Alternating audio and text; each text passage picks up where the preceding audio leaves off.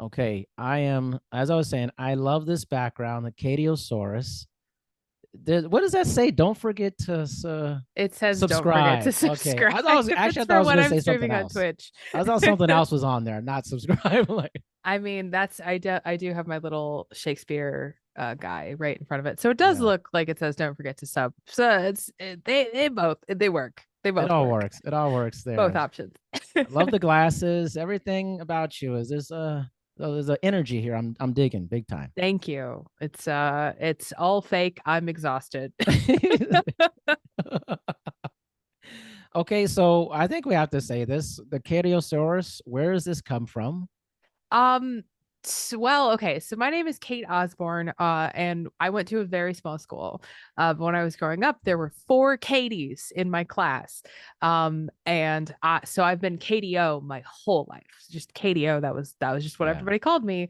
And then it was actually very funny, because when I picked out my tag, I just kind of chose it. I just was like, I was gonna go with KDOs, like just OS, but it was too short, and I was like, I guess Katiosaurus, and Yes. then here we are. So 3 years later, changed my life. A decision that changed my life I for was like, forever. what kind of dinosaur is that? Like, There is an Osbornosaurus or oh, something like that. But that's at the Chicago Natural History Museum, I want to say. yeah. But yeah, I don't know. They've yet to name a dinosaur after me, but I maintain hope. I feel like you're working on it. You're definitely trying to work. You're I'm working on trying. I'm gonna leave a it. legacy behind. Oh man, I love meeting new people and just learning about what people are up to. And it sounds like you're into a lot of very interesting things, Catiosaurus. That's what they tell me. Yeah. I mean, it's like a treasure trove of things. So one thing is neurodivergent sex education. Yes. This sounds like a topic we should definitely explore a little bit more. We should. So yeah, so with that lovely introduction, yeah, I'm Cate Osborne. I go by Catiosaurus on all corners of the internet, where that's what I do. I'm an ADHD advocate, I'm a mental health educator, and specifically, I talk a lot about the intersection between neurodivergency and sex, intimacy, and relationships. In particular, my sort of area of expertise is specifically on ADHD and autism, but the umbrella of neurodivergency is much broader than that. And so I do a little bit of work in a lot of different corners of that sort of field. Interesting. So ADHD, tell me how the current diagnosis and understanding of ADHD is different from maybe the past Oh my version of gosh. that. Um, well, we're in a really interesting time with understanding neurodivergence, in particular ADHD.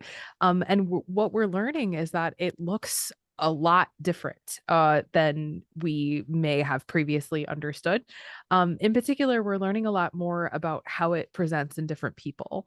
And then, sort of like to delve even more into that, we're learning that different life experiences, different cultural experiences, those all go into how one sort of navigates through ADHD.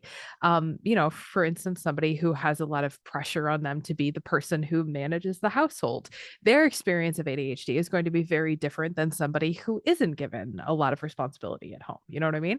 And so, yeah, so we're in this really fascinating time when we're really starting to open up the conversation about the fact that ADHD is not just my room is messy or I'm running 5 minutes late or I tend to lose my keys. ADHD is a spectrum disorder that affects every moment of every day, from the moment you wake up to the moment you go to bed. Quite literally, about Yes. 95% of people with ADHD struggle with sleep in some way, falling asleep, staying asleep, any like that kind of thing. And so yeah, it's a lot bigger. It's a lot more involved than I think we have previously understood. But I'm excited to be part of the conversation. Well, how have you in this conversation kind of dealt with the stigma behind it, or maybe some resistance people have had to this topic? I mean, do you see any of that or? Oh, I mean, I get hate mail. I get a lot of hate mail. Oh, okay. And it's so interesting because, it's a lot of people accusing me of faking, like, oh, you're faking your ADHD. And I was like, yes, for the $17 I made off of TikTok last year, you caught me.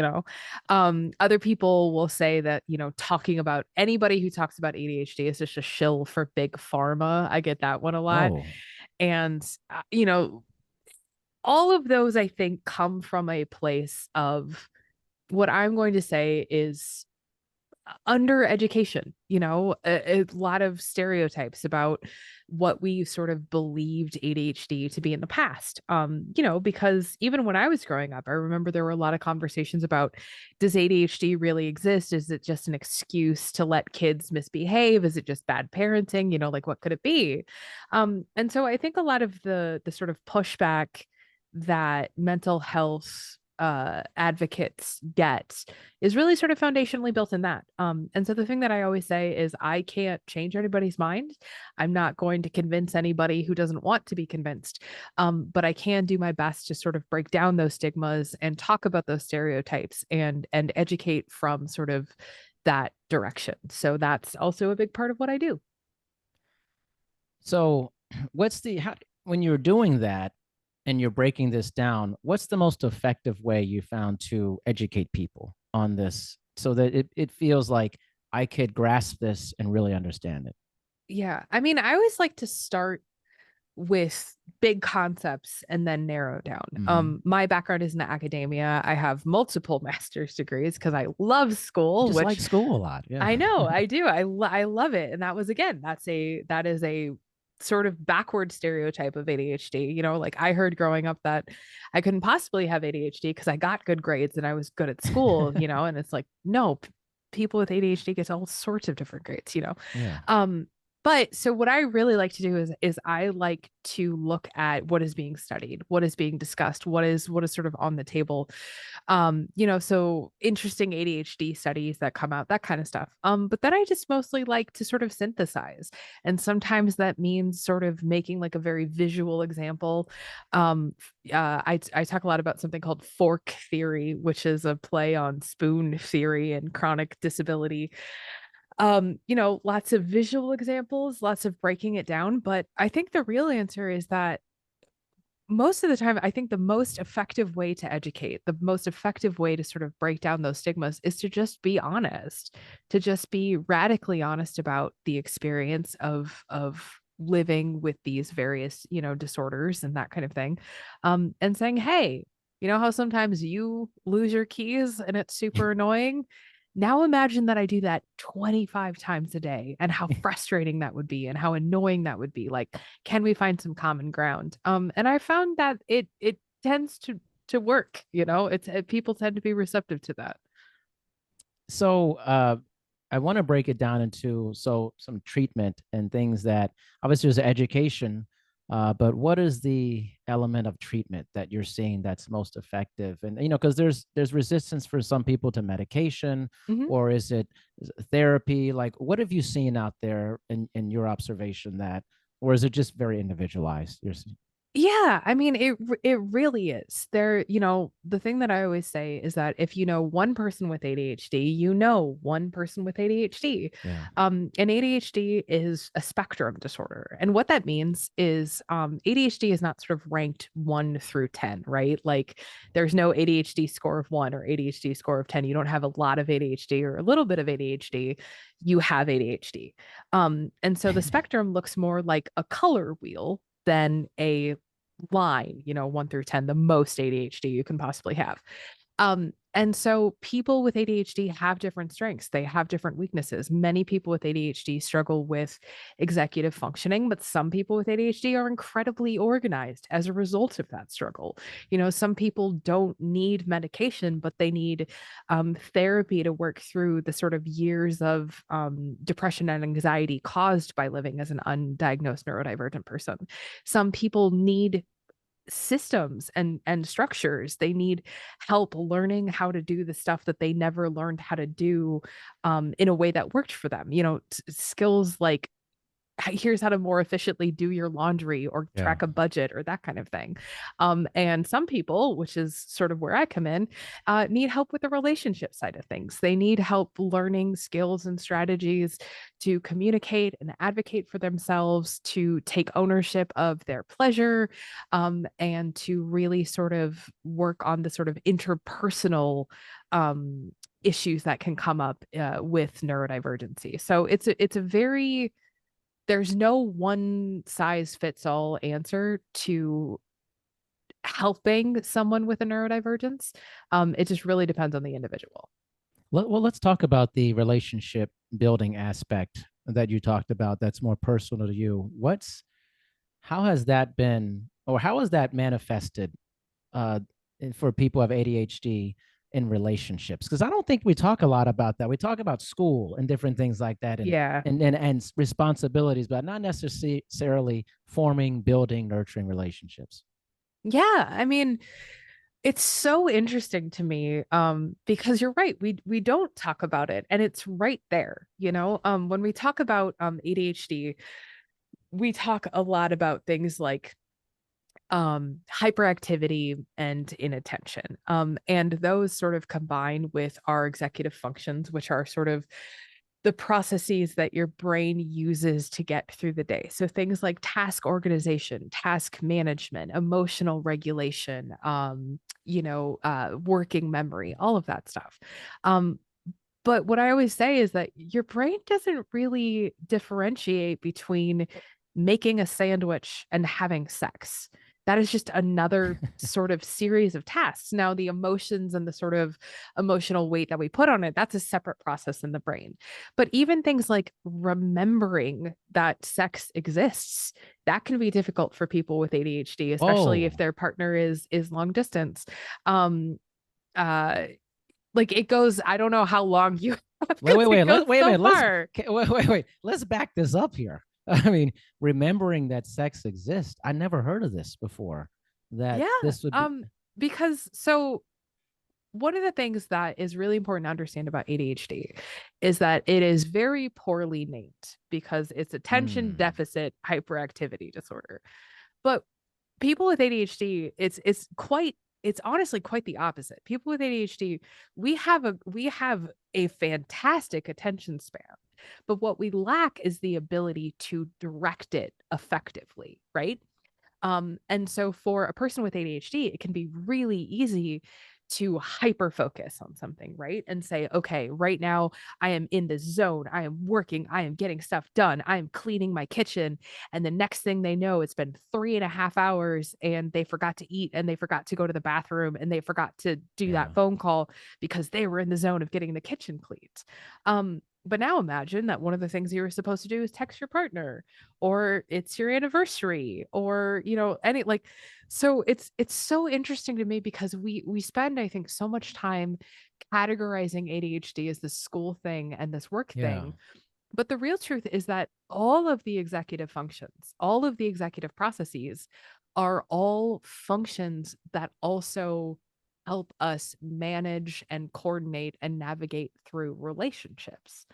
And so when you're struggling with working memory, like, yeah, you might forget where you put your keys, but you also might forget important dates. You might forget anniversaries. You might forget to text back. You might forget to call during the day. You might forget on and on and on and on. And those things can affect our relationships. Um, and then there's just the situational thing as well. So when we talk about sexuality, one of the things that we talk about a lot is desire, right? The desire for sex.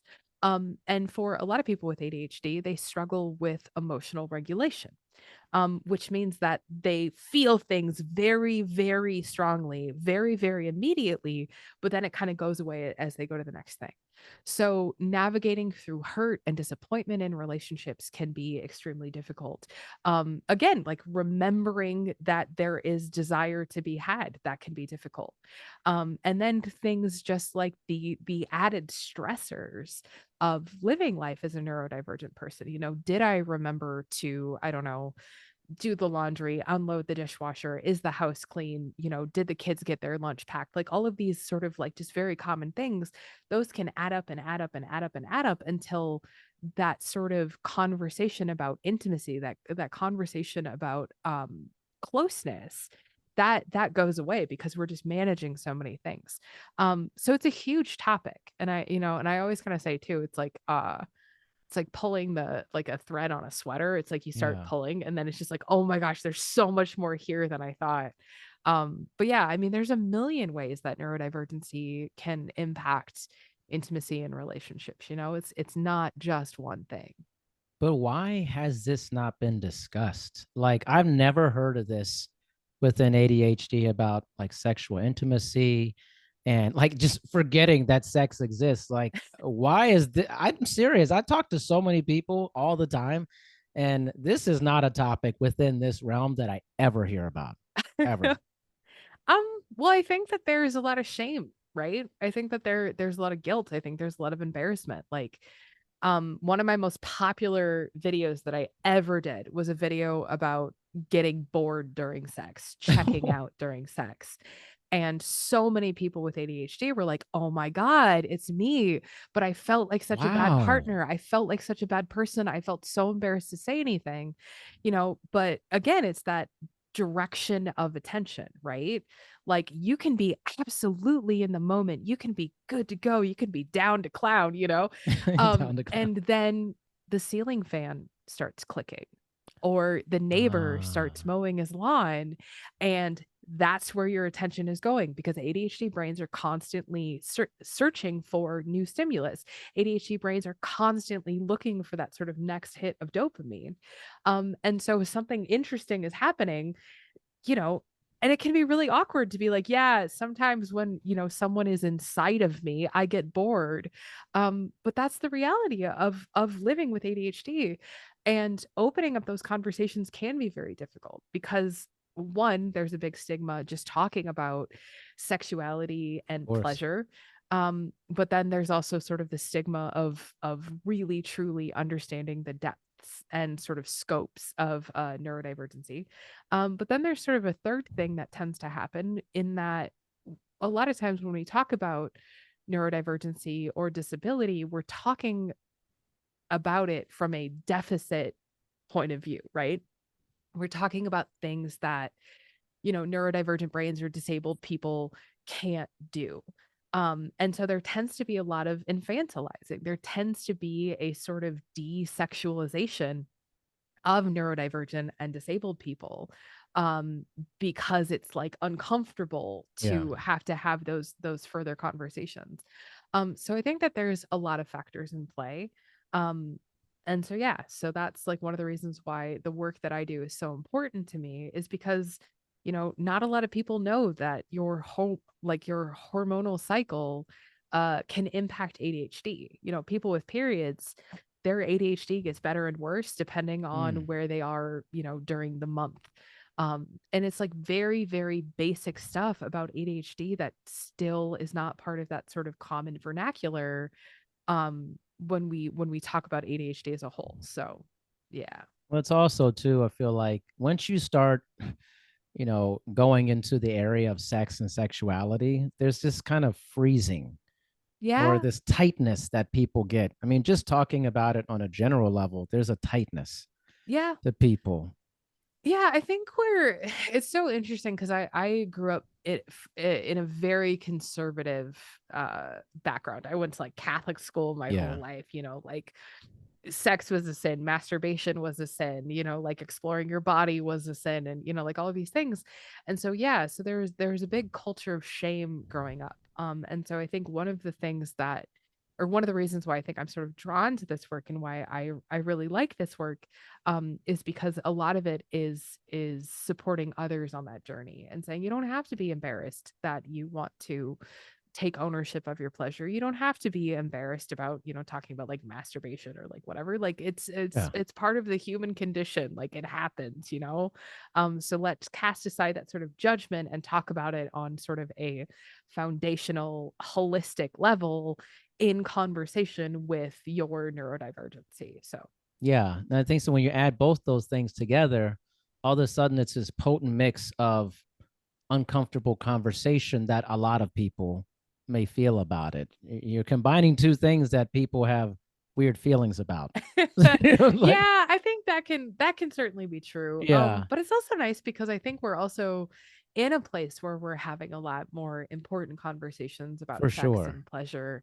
And people are, I think, starting to have, at least in sort of like the US culture, there's Yeah, starting to be a little bit more, sex positivity and open conversation about a different sort of sexual topics. And so that's I'm glad of that because I think it makes me the sort too. of like gets everybody sort of on the same ground level, which is nice. Yeah, me too. I mean, I've had so many conversations about, I mean, like anything you could think of within sex and sexuality. And having these conversations years ago would have been completely like, what are you doing? Why are you talking about this stuff?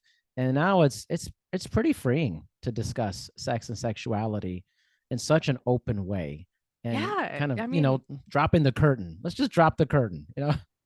exactly. I mean, it's powerful and it's I think the more that we sort of destigmatize these conversations, the more I think we're offering people the opportunity to really get to know themselves and understand themselves more. Yeah. Because for me, my sexuality is very much tied into my neurodivergency. Mm, And I really think that if I hadn't done all of this work to sort of really understand, like, why do I think about sex the way that I do? Why do I think about intimacy the way that I do? I don't think that I would fully understand the dramatic impact that being neurodivergent has on me, because like I have sort of like a more, I don't know, I guess, like, fully informed picture of how I now mm. tend to think about things. And so I think that's important too, because we're not just teaching people about, sex and intimacy, we're teaching people about neurodivergency. And so it's sort of like two sides of the same coin. So what was your experience like? Like how early on were you thinking, I have different thoughts about this? Oh gosh. I mean, I was diagnosed very late. I was Okay. diagnosed with ADHD the day before my 30th Are you birthday. serious? Yeah, That's so I crazy. I went to I w got all the way through college, all the way through grad Jeez. school twice, with ADHD, undiagnosed, and so that was huge. That was huge getting, like, Man. actually finally finding out that, like, no, this thing that I've always kind of suspected turned out to be true. Um, but yeah, and so that was a catalyst for all of this work.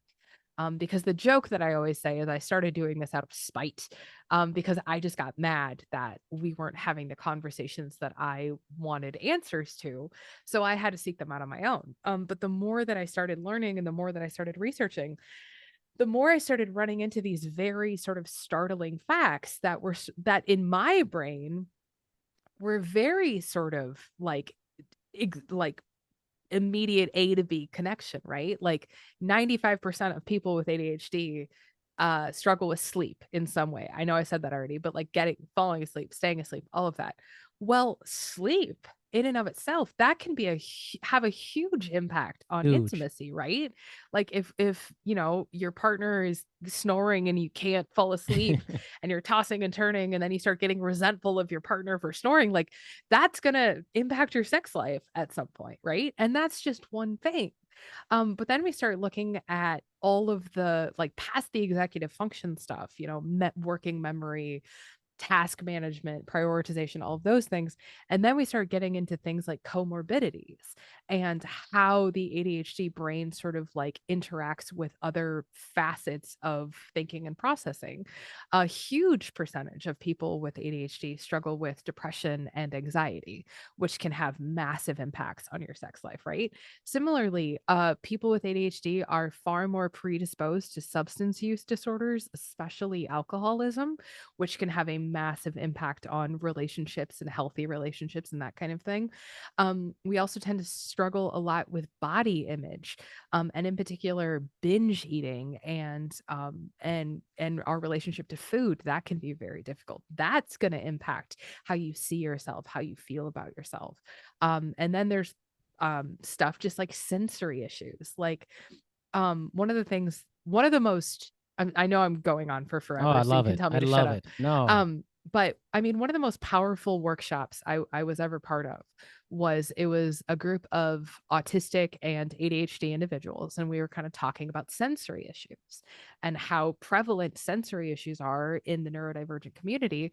And this one brave soul raised their hand in the back of the classroom, and they're saying, "Well, what do you do when your sensory issues make kissing difficult? I Mm. hate the feeling of being kissed." And I went, "Oh my god, me too." Like, and it took just like, I'd been doing this work for like 3 years, and I finally realized, like, one of the reasons that I had been struggling for so long was because, like, sensorially, I don't enjoy kissing very much. Like, it kind Oh. of skeezes me out, you know?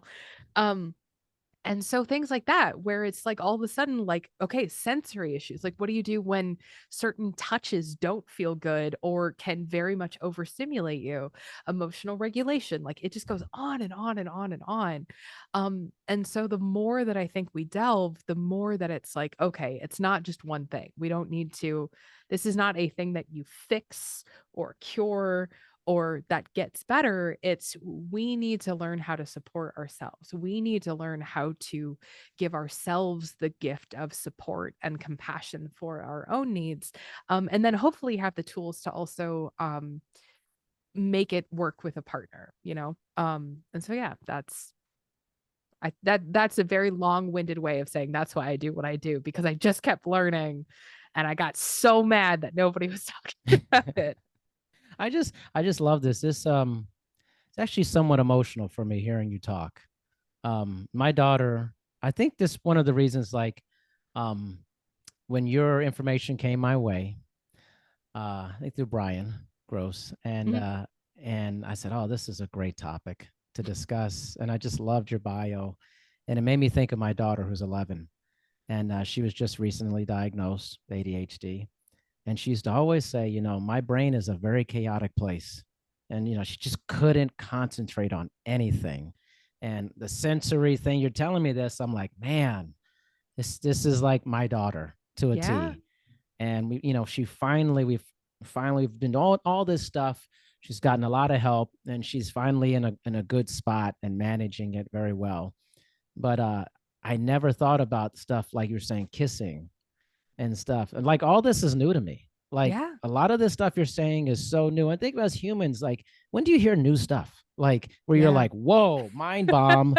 New stuff. This I love entered it. into my brain. This is like new I stuff. live for new stuff. It's Where's my the new favorite stuff thing. at? Yeah. Like jarring. Yeah. Well, and since you mentioned having a daughter, Mhm. I'll expand further and say this as well. Like, I mean, one of the things that we see, and earlier you asked, like, well, why are these conversations important?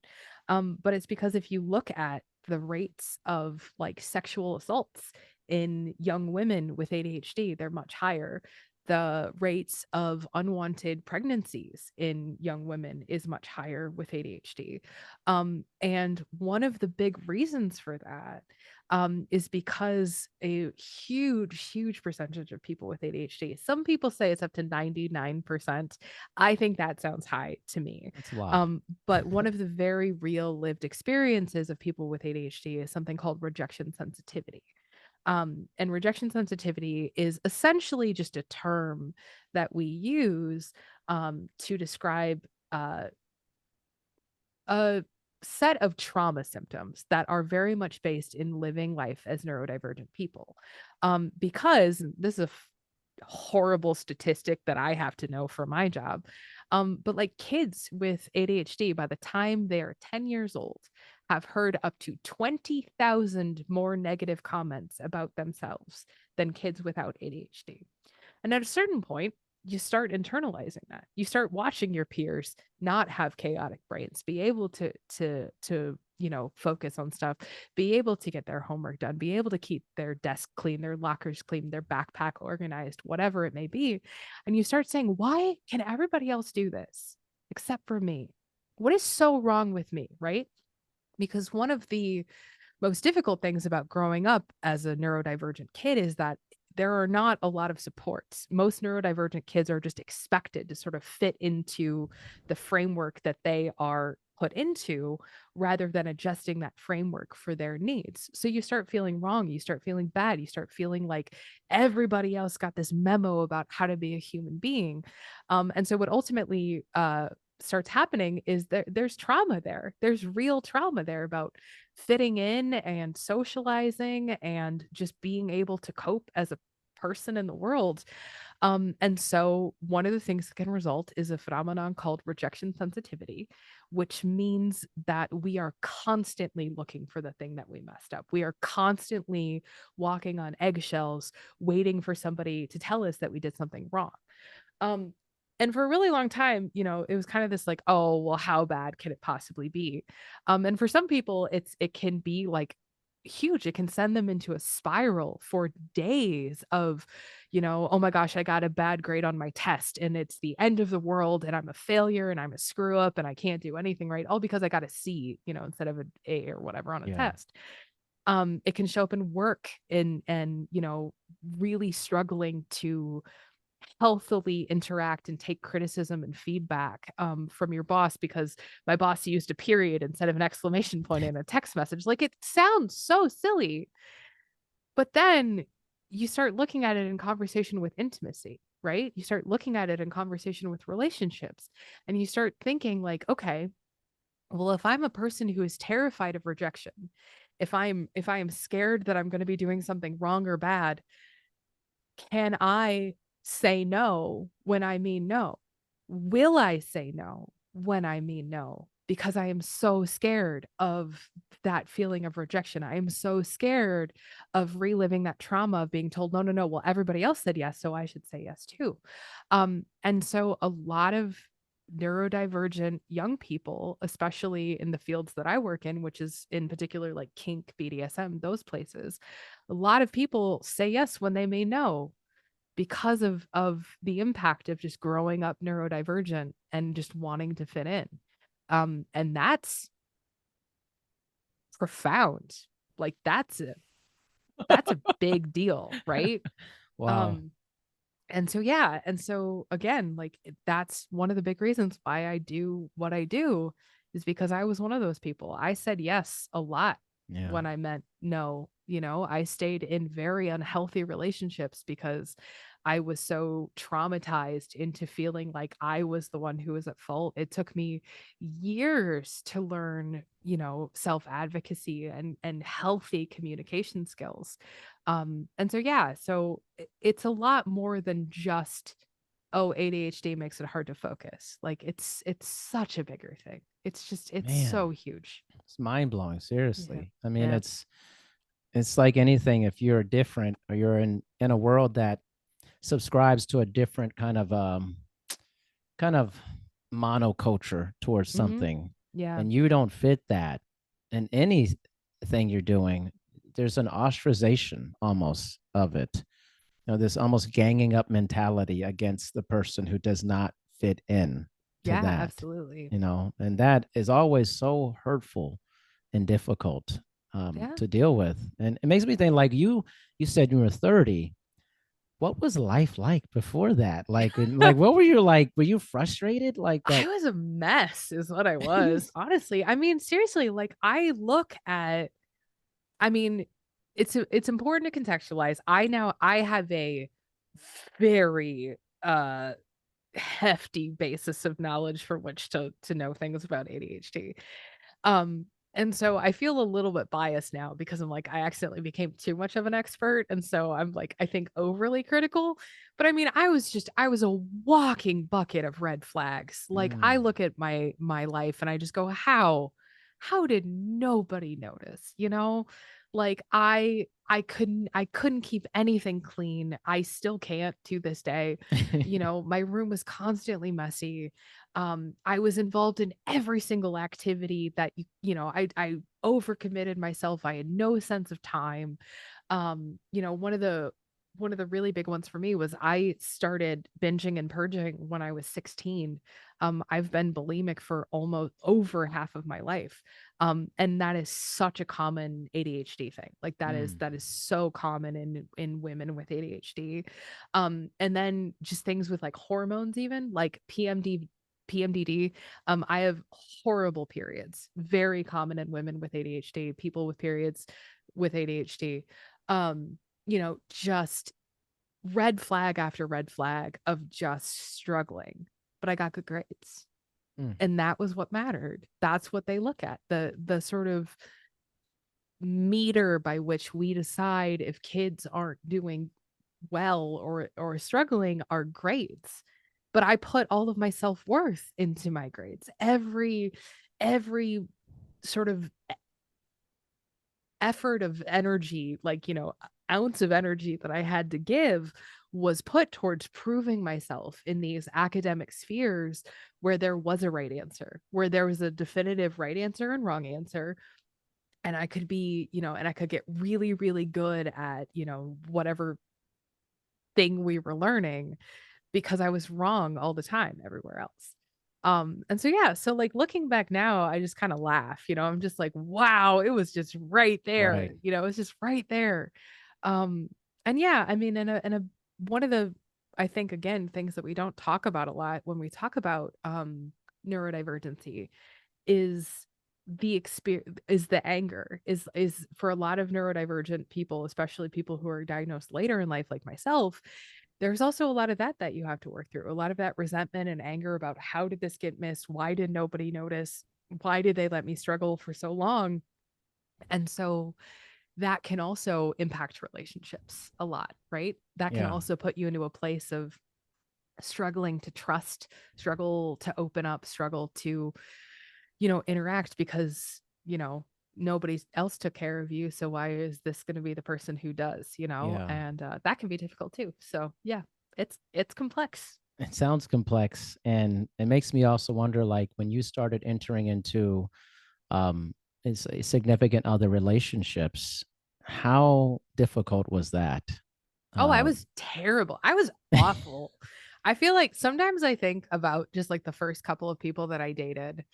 And I was like, I should apologize because I was awful. I didn't know how to have a healthy relationship. Like I like in what really way? didn't. Well, how was it Oh, awful? I was so like I would do this terrible thing where um I would just assume and that there was like some secret underlying something to everything anybody was ever saying. And a lot of that came from, I think, being neurodivergent and really struggling with like social cues and like interactions and like that kind of thing. But I was just convinced that, if somebody said, "Oh, I'm hungry," it wasn't just I'm hungry. It's that I'm hungry and now I'm mad at you because you should have known that I was going to be hungry and you should have made me lunch. And since you didn't make me lunch, like you're a terrible partner and I hate you. Like that was like the Wow. whole sentence that was being unsaid. Um, and unlearning that takes a while, right? Really learning to trust that, like, no, you can communicate your needs. You're allowed to ask for what you want. You can make these sort of sensory adaptations that you need. Yeah, I was not a very good partner. I was not a very good partner for many years. And frankly, I think it wasn't until I really started learning about ADHD and autism that I really started looking at that and saying, I need to be better than I have been. Yeah. And so it's more recent than I care to admit, but we're all on our own journey and That's it is not true. a race to the finish. No, everybody has their own experience. Makes me wonder, in your point of view, how important is it to discuss uh, your ADHD with someone you're going to get into a relationship with early on? Oh man, I get that question a lot. And Really? I do. I get that question a lot. Um and I still don't know if I have a good answer because I think my answer is much like sort of the experience of ADHD is that everybody is different, right? Some people, their ADHD is something that is manageable and mitigated, and they might have known about it since they were, 5. And so it's just Right. always kind of been part of the conversation. For other people, they might be learning for the first time at, 25, 35, 45. The oldest that I've ever had is 87. She is Whoa. 87. And learning for the first time that, they're ADHD, they are autistic, whatever it may be. And that can involve a lot of work, a lot of, inner sort of like work that is being done. And so I always say, if it's right for you to disclose, I think you should, because I think it gives, partners sort of a common ground to sort of like talk and compromise and like that kind of stuff. But I also think that sometimes you might just be working through it on your own. And then Yeah. once you sort of know what you need and what supports you need in that conversation, then it might be time to disclose. So yeah, I don't think that there's one sort of right way of doing it, but I do think that to be in a supportive, understanding relationship, there does need to at least be conversations about like, here's what I need, here's what I want, here's my strengths, here's my weaknesses. But that's also just kind of what a healthy relationship looks like. So, A good, really nice, good relationship is a healthy I hope relationship, that we like involves these those. things. Yeah, of course. So what happened after the diagnosis? Like, what were your immediate feelings about it? Oh And man, I was just like that gif from Brooklyn Nine-Nine of vindication. It was just that. No, I mean, it was weird because I basically had heard so many times that it couldn't possibly be ADHD, because I was smart, because I got good grades, because I had multiple master's degrees. Like, yeah, oh, people with ADHD can't go to college. like Like they that was can't a function or something. and I'm Like, like, yeah. that's not how any of this works. But so for me, it was a combination of things. It was relief. It was, I mean, there was some sadness, there was a lot of regret for sort of time lost and the amount of time that I had spent sort of agonizing over how to be normal. Mm, Um, but there was also just, I think there was also just a lot of like, okay, like because I didn't just get diagnosed with ADHD. So I got diagnosed with ADHD, and then I also got diagnosed with depression and anxiety. Now I had known that I had both, but I had never officially gotten a diagnosis. And the reason for that was the same thing. It was that I would go and I would say, I am struggling, I need help. And they would say, oh, but you're so funny. You're so oh, outgoing. You can make eye contact. You couldn't possibly be autistic. Oh, you're good at talking in front of people. That's not a thing that autistic people can be. Um, and so finally sort of having clarification on what was actually going on with me and how these different disorders sort of manifested and how they interact with my perception of the world. That was incredibly powerful. And I think it was one of the first times that I mean, it was the first time that I think I really started to accept myself and really mm, started to be like, it's okay that you struggle with these things. There's a reason that you struggle with these things. And it's not your fault. yeah. And that was really powerful. How did other people in your life react to it? Like, say, like your family and different things. Well, my mom still doesn't believe I have Are you ADHD, which I think serious? it's really funny. I'm literally famous on the internet for my work in like ADHD, and my mom's still like, Like, I don't no. know. Like, and I was like, and I think I mean, and it's common. It's a very common response in parents of kids who get diagnosed later in life, in Mm, that they feel like it's a commentary on them, right? Like, oh, if I was a good parent, I would have caught this. I couldn't possibly be not a good parent. So the doctor must be wrong. Like, it's a very common sort of like A to B. And I'm like, nah, it's fine. Um, but I mean, for the most part, I think everybody has been incredibly, incredibly supportive. Like my husband, my partner, like they both were just like, yeah, okay.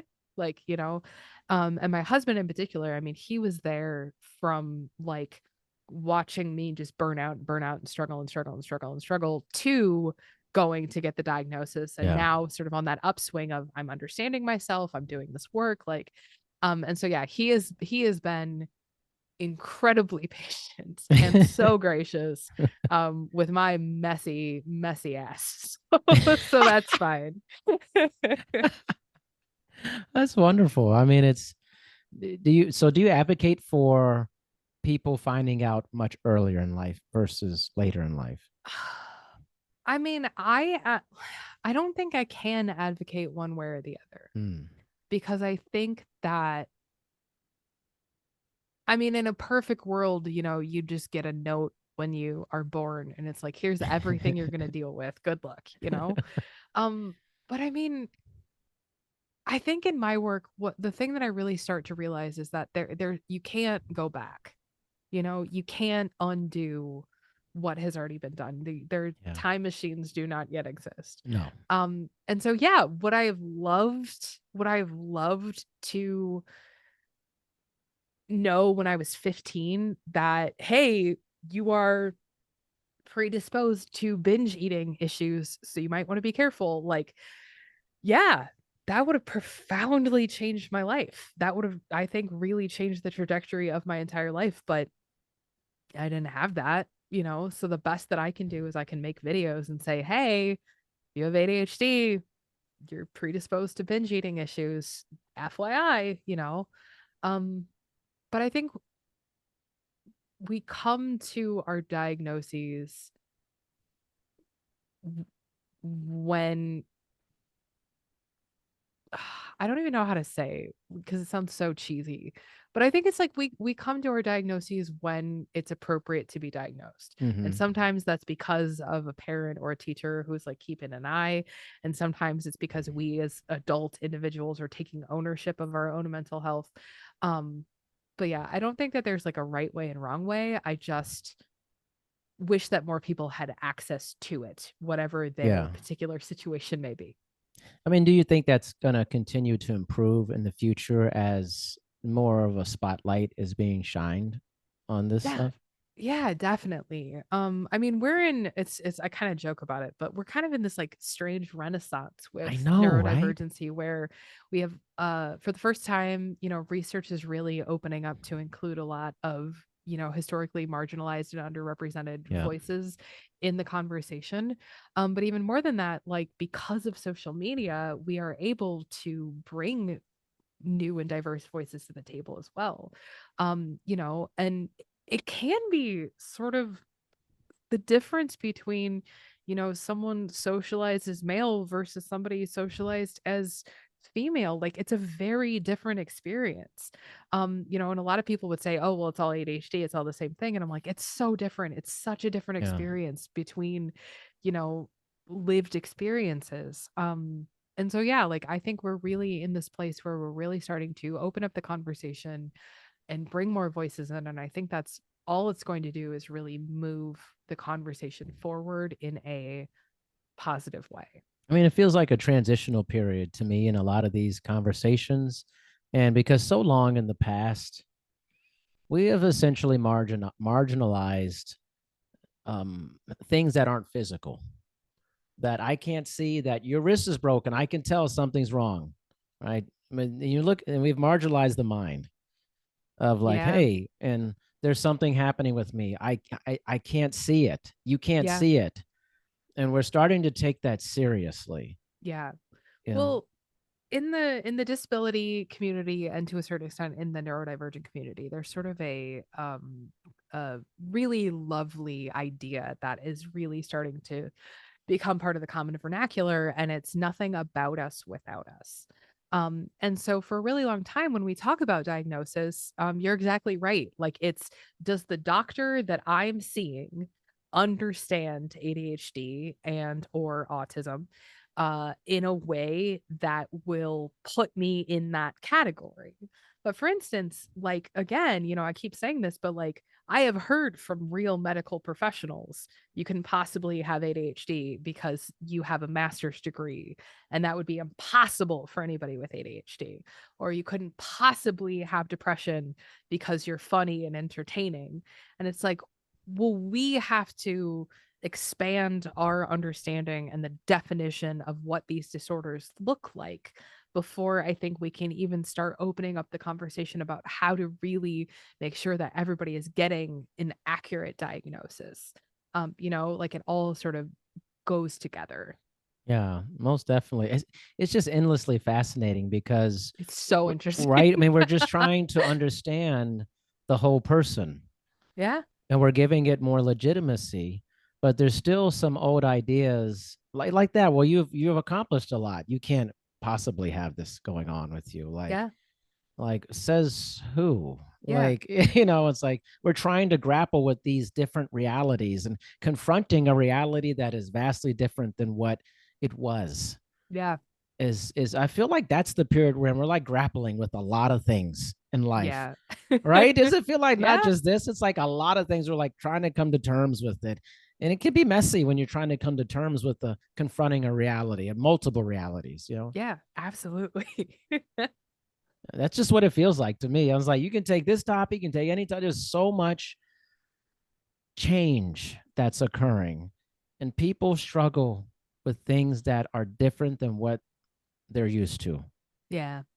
They just struggle. I don't fault people for that. I mean, there's so much that going on. It's like, but there's a part where you have to be willing to be open minded to receiving information and making a different judgment, an idea about it. Yeah. That's where it kind of breaks. Is if you're not willing to see, let's say, ADHD in the way that you're discussing, you're not going to move forward Yeah. in understanding this. You're just going to continue to treat people a certain way while the bus is leaving. The train is starting to leave, right, Katie? The Yeah. train is starting to leave. You're still at the depot. Yeah. you know, like, Yeah, like I mean you're exactly right. Like I mean one of my fatal flaws is I still read every comment that I get, which oh I should have no, stopped years ago, why? but I Don't don't do know because I this, like to Katie. torture No. myself. But like one of the things that I hear all the time is, I'll make a video about executive function and clutter or executive function and, like messiness or whatever. And invariably there's always somebody in the comments who're like, "Oh, you just need to try harder," or that you're just making Wow. excuses for being lazy, or, "Oh, you just don't care about your husband," or like whatever stupid thing. Jeez, man. And it's like, but I think you're exactly right. And it's because they have this very narrow view of, oh, ADHD is just a attention thing, or it's Yeah. just a person needing to try harder, or it's just bad Yeah. parenting. And it's like, yeah, I think, you could try all day long to be understanding, but if you truly in your, sort of heart of hearts believe like ADHD is just people not trying hard enough and it's just an excuse, like you're never going to be able to offer the same type of No. compassion or care or kindness or understanding um to a person with ADHD, because you just fundamentally are incapable of grasping the Yes. profundity of this disorder. That's why I say like the train's leaving, Yep. the train station, because if you look like just look objectively about all the issues and things that are coming up in our country, around the world, and you see the progress and where things are headed, you could reasonably come to the conclusion that these things are coming to a head and they're going to be part of our future moving forward. So denying that is just denying a reality. It's just Exactly. you're just willfully denying reality. It's like, again, you're a VHS tape. This is about come on. Is this Betamax or what? I mean, what are we? It's like, they're not DVDs. We have streaming. Like it's what this analogy. The analogy is like, hey, at one point I loved getting DVDs from the store, right? And I would go and get it, and at some point it was no longer a thing. Yeah. Like I moved on. Yep. iPods were great at some point. I had one. Like no one uses an iPod anymore. like I still have mine, I but do too, but I sitting around somewhere. I But know, it's I like, was of like, I haven't used it in years, and I was like, I feel like I course should not. just plug it in and be like a time capsule. But in some instances, some of these things are interesting.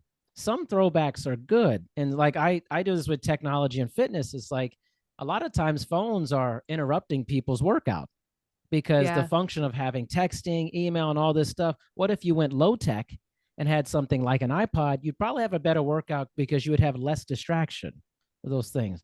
There can be some benefit, But on these big issues like this, it's rare to go back and go, we need to just keep this as it was. It's like, Yeah. you Yeah. got to be discerning about things. I don't know. That's Yeah. just me on it.